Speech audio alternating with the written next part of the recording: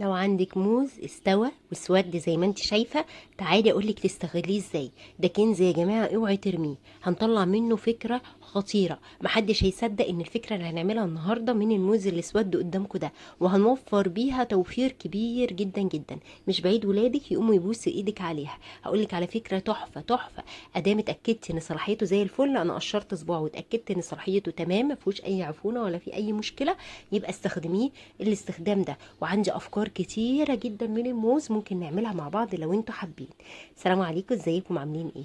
بتمنى منكم تشاركوني رايكم تحت في الكومنتات لو عجبكم الفيديو. كمان متنسوش تشجعوني باللايك والشير. بصي ادي الموز بتاعنا زي ما انت شايفه، استوى وجار عليه الزمن، بس زي الفل سليم. يبقى لا، يبقى بلاش نرميه طبعا، حرام، ونحافظ على النعمه. فتعالوا بينا نشوف فكرتنا النهارده عباره عن ايه.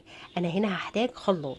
هبتدي اقشر الموز بتاعنا كده وانزله في الخلاط، واحط عليه بقى مكونات بتاعتنا. هي تقريبا 3 مكونات بسيطه وسهله ومتوفره في كل بيت.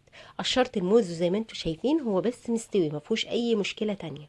خلاص، هجيب دلوقتي على الموز بتاعنا هحتاج كوبايه من الحليب. ودي ريحه موز يعني عشان ازود الطعم او النكهه او الريحه شويه. طبعا لو مش متوفره خلاص مفيش اي مشكله، لو موجوده موجوده، مش موجوده خلاص. هحتاج كوبايه من الحليب الساقع او المثلج، وهنزل بيه على الموز بتاعنا. طبعا تقدري كمان تستخدمي ميه مش حليب، او نص ونص، اللي يريحك.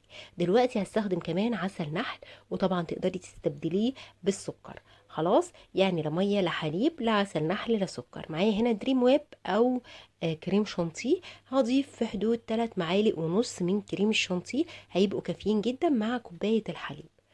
تمام. اللهم صل على النبي. كريم الشانتيه مهم جدا في الوصفه بتاعتنا، لكن الحليب ممكن تقسميه زي ما اتفقنا، ميه وحليب او ميه بس.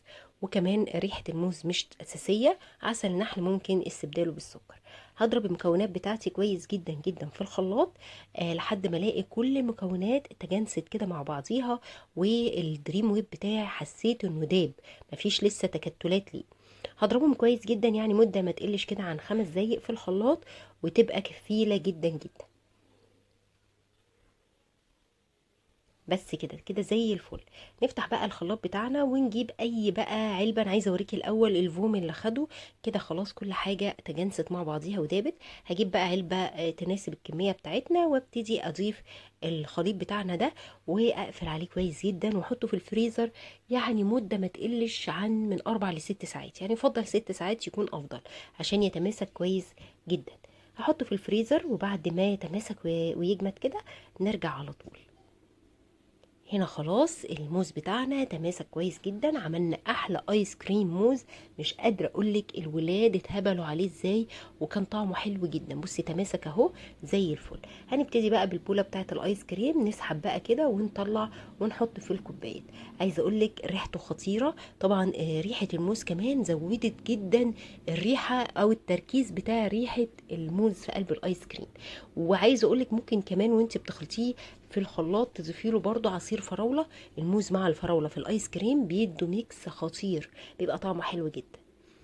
خلاص، بس انا عشان كان عندي الموز اصلا من البدايه دبلان او اسود كده واتهرى، قلت استغله بقى قبل ما يبوظ واعمل بيه شويه ايس كريم لوز حلوين جدا جدا جدا، وعجبوا الولاد جدا.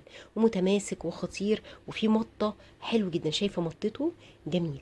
جربوا الفكره دي، متاكده انها تعجبكم. لو عندك صباعين موز كده دبلانين او اسودوا منك محدش عايز ياكلهم، قومي اعملي بيهم كوبايتين ايس كريم، هيعجبوكوا جدا. بتمنى الفكره تعجبكم. اكتبوا لي تحت في الكومنتات. سلام.